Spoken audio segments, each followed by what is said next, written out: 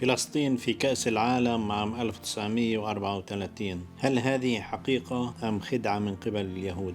في العام 1934 نظمت كأس العالم في إيطاليا بمشاركة 32 دولة في التصفيات لاختيار 16 فريقا يظهر اسم فلسطين لأنها لعبت في القاهرة ضد المنتخب المصري، ولكن لاعبي المنتخب الفلسطيني كانوا يهودا وإنجليز، وقد مر الأمر بسهولة على لاعبي المنتخب المصري، وقد استبعد ما كان يسمى اتحاد كرة القدم الفلسطيني اللاعبين الفلسطينيين لأهداف سياسية عنصرية، وكانت الرياضة بمثابة بوابة للحركة الصهيونية لتقديم فلسطين أرضا يهودية.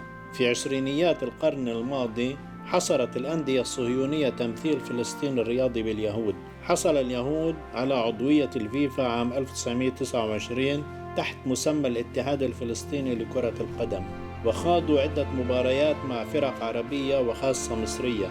وفي زيارة لمصر ظهر حرف P على زيهم إشارة لفلسطين، وضيف حرفان صغيران بالعبرية يعنيان أرض إسرائيل.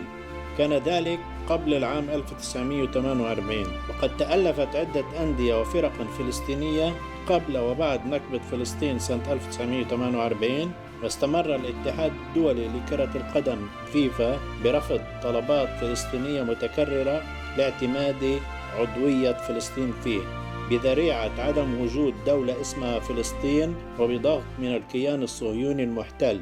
وأتى قبول العضوية الفلسطينية عام 1998 بعد اتفاقية أوسلو، ومع الإقرار بمبدأ فصل الشتات، أي لا يحق للاجئين الفلسطينيين في الشتات المشاركة في الاتحاد الفلسطيني. ولكن كرة القدم الفلسطينية بقيت عرضة للاعتداءات والاعتقالات ومنع التحرك وجرائم القتل التي يمارسها الاحتلال بحق الأندية واللاعبين الفلسطينيين. وبالرغم من ذلك فإن منتخب الفدائيين أي منتخب فلسطين يخطو خطوات جيدة، فقد تأهل إلى بطولة آسيا لعام 2023 للمرة الثالثة على التوالي. ويبقى الحلم الفلسطيني بالوصول إلى نهائيات كأس العالم قائما، وتبقى قضية فلسطين حاضرة في الملاعب والساحات كما في مونديال قطر 2022.